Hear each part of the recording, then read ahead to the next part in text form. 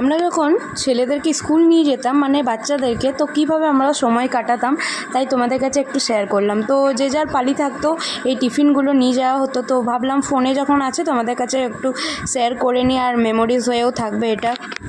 তো আমাদের একটা টিম ছিল, তোমরা দেখতেই পারছো, আর আগের ভিডিওতেও আমি শেয়ার করেছি যে আমাদের গ্রুপটা কীরকম।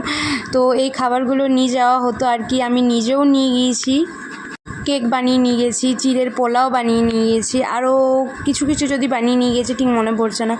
তো এই খাবারগুলো আমরা নিজেও নিয়ে গেছি বানিয়েছে।